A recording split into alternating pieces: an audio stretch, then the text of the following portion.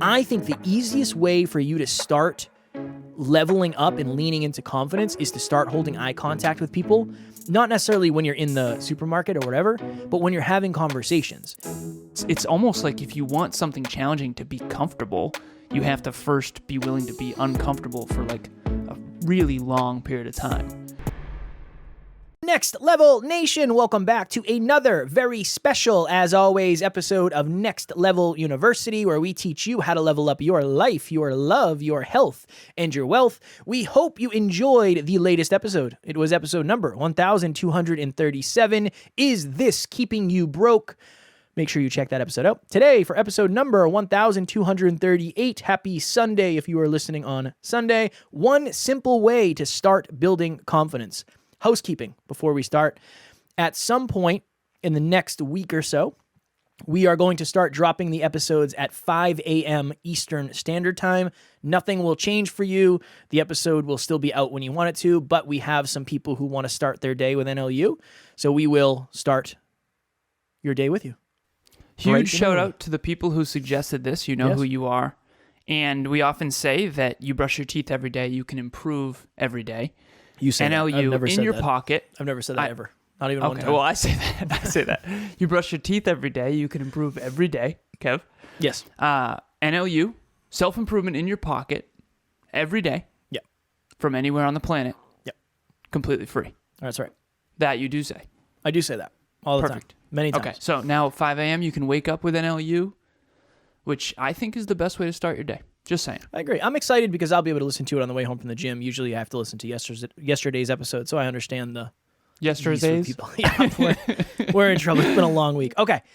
I often tell this story on other podcasts because one of the things I say is I do not want you to think where I am today is where I was forever.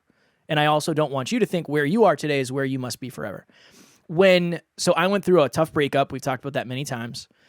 After I went through kind of I won't say the depression after it, but there was a lot of that going on.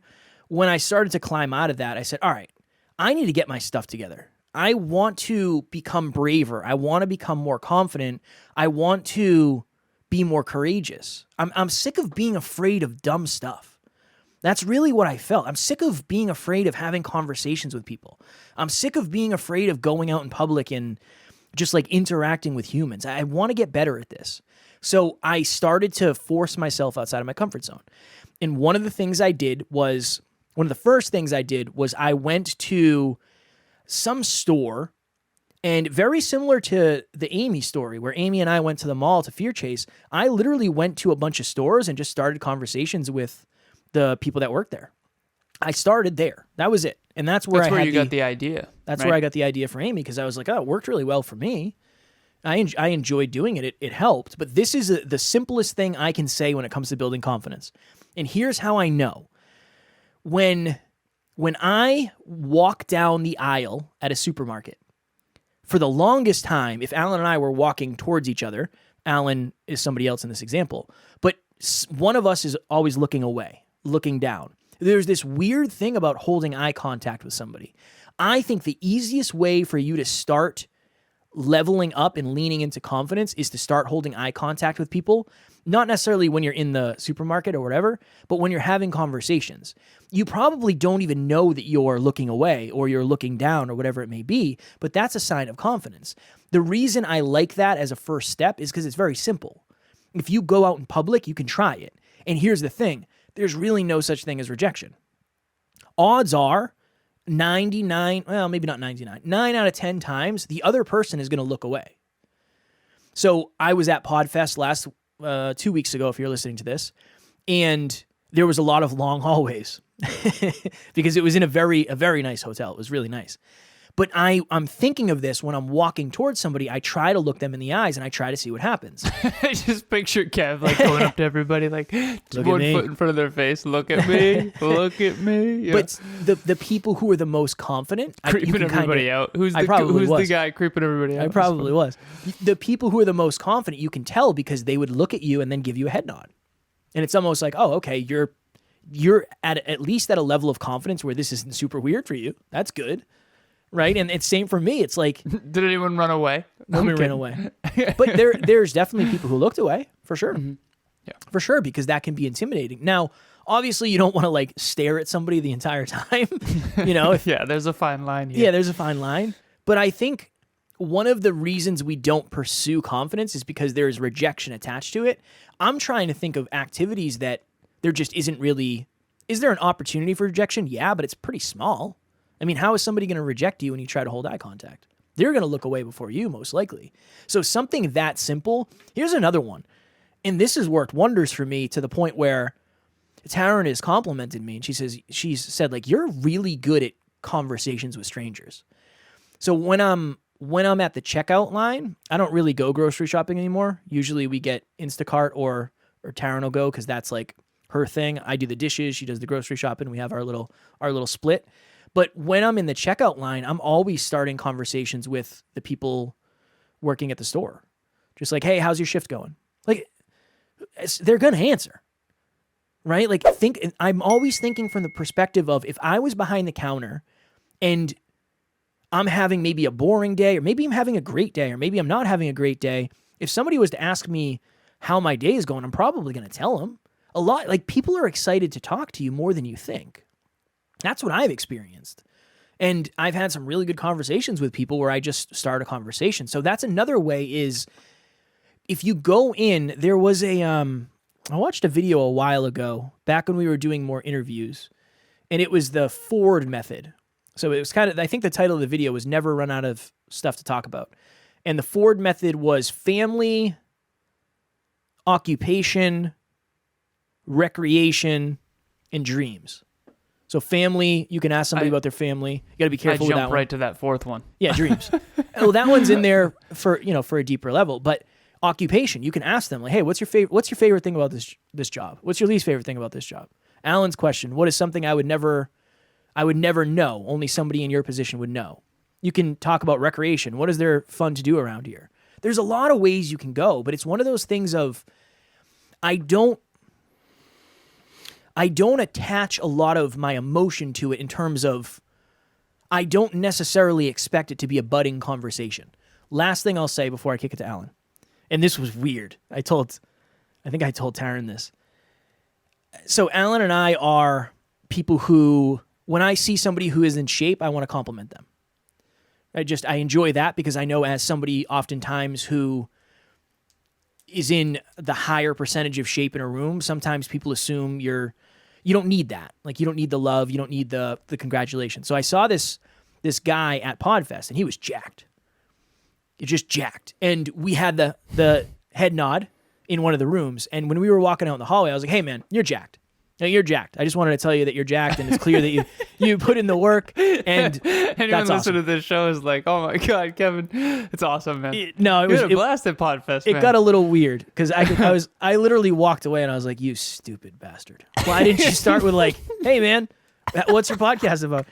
But then I asked him, I said, what's your podcast about? And he's like, oh, he was a skydiver or something. I was like, all right, man, you do you.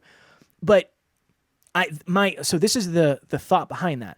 My emotions weren't attached to the outcome of that. It was more about the process. Yeah, luckily. But that's what I always tell people. I don't care about the result. I care about the effort. If somebody else went up to somebody and just said, hey, you're jacked, good for you. I don't care what that person says, as long as you're not offending them, right? Like, whatever. And yeah, did I get a little bit of rejection? Not really, like very minorly, but I've done that process so many times where it's not that weird anymore. So that's the ultimate thing is like, where are you on a scale of 1 to 10 in confidence? What's the next thing? What is the next small thing? For many people, I think walking down an aisle and holding eye contact is huge. Even just saying hello to a stranger or opening yourself up to a conversation with a stranger. I know it probably sounds silly. I know it probably sounds too easy, but I think you'd be surprised at how much it can do. Well, so you're someone who, at the beginning of this journey, struggled with confidence a lot. For sure. And now you're doing things that you... I still struggle with confidence, just less than I used to. I still have moments, for sure. I think that's important. No, it is. I'm more confident than I've ever been, but it's not like I'm not your level of confident.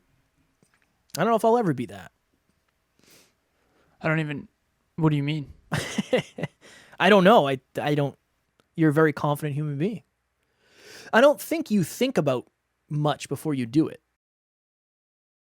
You know what I mean? You said it to me one day. You're like, I don't know if I have anxiety. I was like, you don't. I know you don't. I've been around you long enough. Like, you don't think about things. You do, but not in the same way I do. You don't, like, catastrophize to a detriment. Yeah. Right? Where I would do late.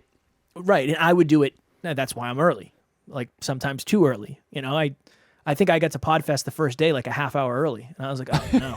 Just sitting there. Yeah, I was sitting in the car. Yeah. Yeah.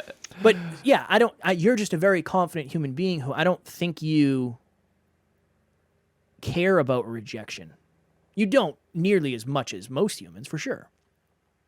For sure. Also potentially to a detriment in some cases. That's the interesting thing is I think people say, I want to be super confident. It's like, well, there's a lot of stuff that comes with that too. Okay. No, I appreciate it. I would say, yeah, I'm on the higher end of confidence. I don't know if I fully understand what that means necessarily. I do know that I'm more confident than I used to be. Mm-hmm. And I know there's things that I was really insecure about. Yeah. There still are a couple. You know, like I don't like my calves. I think my calves are too small. Right? Like stuff like that. I think right? everybody does. Yeah. Yeah, literally. The thing. I don't know, but I remember in high school being really self-conscious. I do. When I was much younger. Actually, my mom sent me a photo recently of me in high school. I was a twig, man. It's interesting. But anyways, I do think I was always on the higher end of confidence. But my question for you, for our listeners is, but I don't really resonate much with like afraid to talk to somebody or whatever. Yeah. But for you, how did you become, because now you're doing things regularly that at one point you felt were like devastatingly challenging. Hey Kevin, Kim here. Just wanted to send you a video to say thank you so much for your help on creating the Peaceful Productivity Podcast. You know, I couldn't have done it without you. I knew you'd be lots of great help with the technical aspects of getting the podcast going, but you went well above and beyond that. You helped me with the strategy and you gave me all kinds of really great support. You know, I think the key to success in business is a great attitude, and you have that in spades. You really walk the walk. So thanks again. Take care. I'll talk to you soon. I told Taryn, I said, this is going to sound really stupid, babe. And she's like, I'm sure it's not. And I was like, I've said some stuff for sure. I said, I feel like a full grown ass man. Like after flying out there, I think I told you the same thing. Like I went to the airport myself. And again, I know it might, if you're a frequent traveler, you're probably thinking, Kev, how could this have any transformational purpose for you? That's a really interesting thing because maybe you're more confident in that arena. So that's kind of how this whole thing is. I went to I paid for parking at the airport. That's what I do now. I just drive my car there and I just park my car for however many days I'm there. It's just easier. Got my flight, flew down to Florida, navigated the Orlando airport, found the car rental place after taking the shuttle. I got my car, figured out how to put the top down, figured out all that, figured out how to check into the Airbnb, met the host, figured out how to get to the event. You know, where am I speaking? Where am I supposed to go? Met people. Like that was a really big thing for me because I was just on my own, left to my own devices, trying to figure it out. So that was a really interesting growth experience for me. I think the piece of it, Alan, is I've always just kind of tried to do a little bit more. Just be out of my comfort zone a little bit more than I was before. I really think that's all. It's like when you get comfortable talking to people, then what can you do? So when you get comfortable talking with somebody and you can have a conversation, can you make them laugh? That's different. That's different. Can you influence them in some way? Okay, that's different. Then it's like there's a level of if you're walking by somebody and you can tell they're trying to take a picture, the next level is like, hey, do you want me to take a picture for you? Like that's a new level of confidence because it can get a little bit weird. I think I'm always trying to figure out, I think of it as like there's a foundation. So like a foundation is maybe having a conversation with somebody. Then what is the next floor? The next floor maybe is making somebody laugh. Okay, cool. Then the next floor is thinking, all right, I'm going to ask this person, like consciously, intentionally, I'm going to ask this person what they think of their job. Okay, cool. Then the next one is, next time I see somebody out in public, I'm going to ask them if they want me to take a picture of them if it looks like they're doing that. And I think it just kind of goes from there. And you have the moment where it's like, this is a little uncomfortable. And that's probably good. That's probably a good sign that you're on the right path. I remember the night before I was going to do a marathon, I was freaking out. And I remember feeling to myself, I was like, this is outside my comfort zone. Yeah. Because I didn't prepare super well. I did it in 3 days' notice. And I remember thinking, so that night before, my groin really hurt. And I was like, am I actually going to be able to do this? And I had some serious self-doubt going on. That was a hard night for me. Emilia could sense I was in a different energy. But it was good for me because I think it was humbling. Yeah. But I guess for everybody, the last thing I'll say is, and I tell my clients this all the time, I literally draw a little diagram on whiteboard on Zoom, and it's just a simple circle, and it shows it in the center of the circle. I write comfort zone, and then I show an arrow expanding outward, and this is the fear. And once you face the fear, now you're that big. And once you face the next fear, now you're that big. And when you face the next fear, now you're that big. And so the way you grow, literally and metaphorically, is through consistently chasing these fears. I mean, the huddle last night with the team, we had the whole team basically on it. And we all shared our most important win, most important improvement. And there was tears flying on the team, beautiful tears. But I get nervous sometimes in the vulnerability of all that stuff. I think for me, the comfort zone is emotional, or being outside my comfort zone is emotional. So vulnerability for me is outside my comfort zone. When it comes to the performance side of things, I don't feel super uncomfortable in that way. I think for me, before the very first group coaching for Group 9, I was nervous for sure, because it was I was afraid that I wouldn't be able to connect with the group. And I didn't want to scare anyone away, kind of thing. And it's actually gone really well. We've got everybody rocking. But yeah, it's interesting. Everyone's comfort zone is different. Everyone's afraid of different things. And anyone who pretends they're confident in every arena is probably false. That's what I've found anyways. Because even the most confident people I've ever met, Emilia is one of them, she's unbelievably confident. When we went to North Carolina, for example, there'll be cones. We went to the Appalachian Trail. I'll be quick about this. I know we got to go.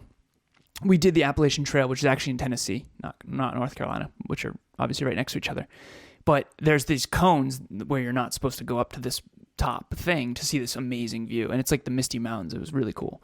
And so we saw the yellow cones, and we both look at each other, and we're and then we just walk right through, right? Because we don't care. And she's like that, though.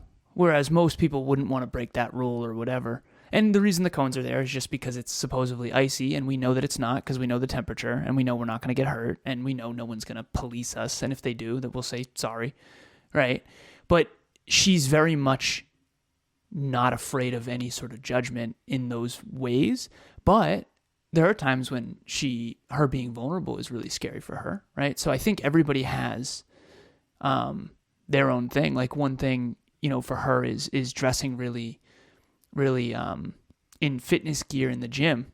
That's uncomfortable for her because she doesn't like that attention, and different things like that. So everybody, even the most confident people I've ever met, they're either full of ego and pretending they're not afraid, which a lot of people do, or there's something that does make them feel vulnerable. And if they sit in that, and they face that fear, they're going to grow from it. That's what I've found. I mean, going to therapy for me was really scary. And, but yet doing a speech, not nearly as for me. So. I think it really has to do with even the word. I think it has to do with where are you the most vulnerable? Right. Not emotionally vulnerable. Where is the opportunity for you to be hurt the worst? I really think that's what it is. That's a for good me, breakthrough. When I'm on stage, I'm terrified because that's where I can get hurt the worst. Where I'm not really worried about here, just because we have so many reps. I was terrified on stage when I was at the event. Were? Yeah, for sure. Plus, I had there was two of my clients were there, and a gentleman that I had kind of spent the previous couple of days with was there. And I was just it's not only am I talking about podcasting, but there's people here that know me, and like pay me to help them with their podcast. Like this is different. I was terrified for sure, but I'm vulnerable. That's where I'm the most vulnerable. Yeah. You know, and I think we have a lot of emotional attachments to things. The first event I ever saw you speak at was in Boston, and we went with one of our buddies, and it was the end, and they wanted to do video testimonials. And at that point, I had already done however many episodes, so I was like, yeah, I'll do one, whatever.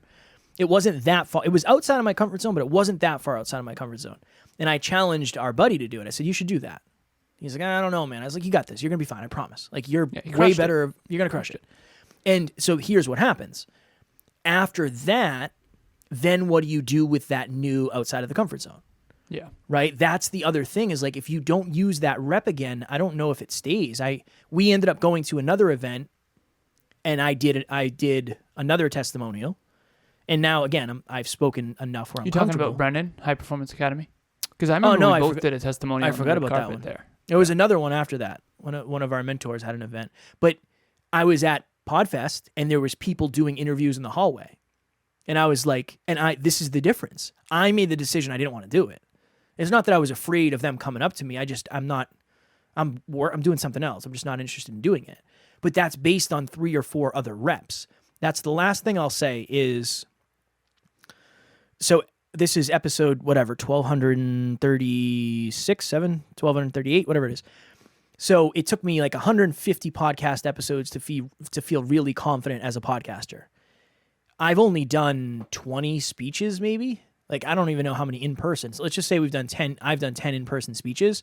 I'm still not comfortable, but I'm probably more comfortable 10 speeches in than I was 10 podcasts in. And then, like, if you think of meetups, we've only done 13 meetups, 14 meetups. This is our 14th tonight, I think. I'm not really worried at all. Like, probably to a detriment. Because it falls under the category of podcasting. I'm in the same seat doing the same thing I do every other day. I'm not really that worried about it. But that's the interesting thing is it's almost like... Well, it's also our community, too. So it's fair. like, it's not as scary, you know? Yeah. The more you do something, the more it locks it in. And that's kind of it is like when it comes to confidence, I think you make eye contact, you hold eye contact, and then the next time you do the same thing. And eventually, if that becomes easy, then you do something else. And then from there, you build. I'm thinking of it as kind of, we could even do like a pyramid. You have the base, and then you have something on top of that, and then something on top of that. But you got to start with a base.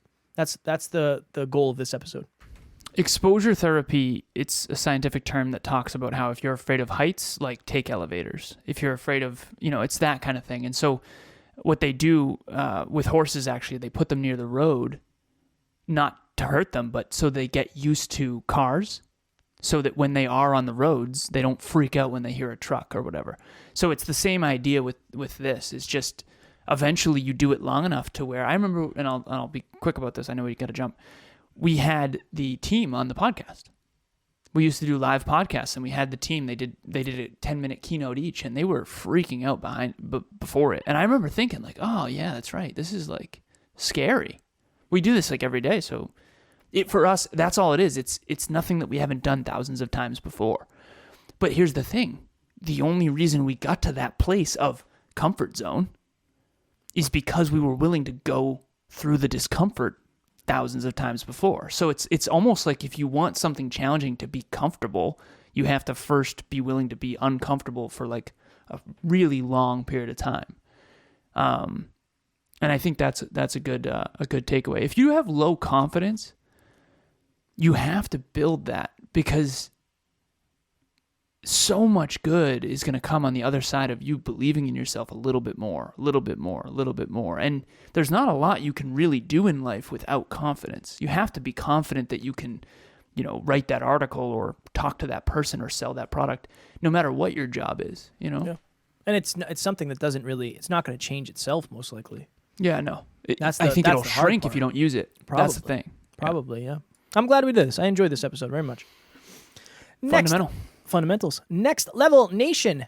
As we have been talking about, it is the most exciting thing, I would say, for me at least in 2023. I know we have the retreat, but I'm very excited for Next Level Live because it is different than we've been doing it. So we used to have different speakers, and it would be a an all-day speaking event. Now we're going to treat it as kind of a large in-person group coaching session, which I'm super excited about. So if you are local to the New England area, please join us April 1st, 2023. 50 humans in a room, growing together, meet your community, belonging, all that happy jazz. Link is in the show notes. We would love to meet you or see you again if we have met you. So you may have heard this, you may not have. We have a new book in book club. So we've done 10 books thus far. Our 11th book is Cleaning Up Your Mental Mess by Dr. Caroline Leaf. I've got it right here. Got my hard copy. We are doing 2 chapters per week. There are 14 chapters. Therefore, we will be done this book in 7 weeks. If you want to join us at the beginning of a book, get your copy. To my awareness, the hard copy is the same as the Audible version. And I'm sure there's probably some free version on YouTube too if you want to do that. You are welcome to come. We pick 3 key ideas from each of the chapters. In this case, 2 chapters, so 3 ideas per 2 chapters. But the discussions get really, really good. And at the end of the day, it's good necessity to stay accountable in terms of reading more often. I know I'm reading a book by Brendan Burchard right now on the 6 habits of growth, and one of them is reading first thing every morning. So if you want more incentive to read, and maybe we'll do that book at some point, we'll see. Book club is the way. The link to register will be in the show notes. We also have a private WhatsApp community. Reach out to me anytime, and if you want to be a part of that, we would be glad to have you. Next Level Nation tomorrow for episode number 1239. Have the courage to take the first step. Kind of goes along with what we talked about today, but we will have different stuff, I promise. As always, we love you, appreciate you, grateful for each and every one of you. And at NLU, we do not have fans, we have family. We will talk to you all tomorrow. Please reach out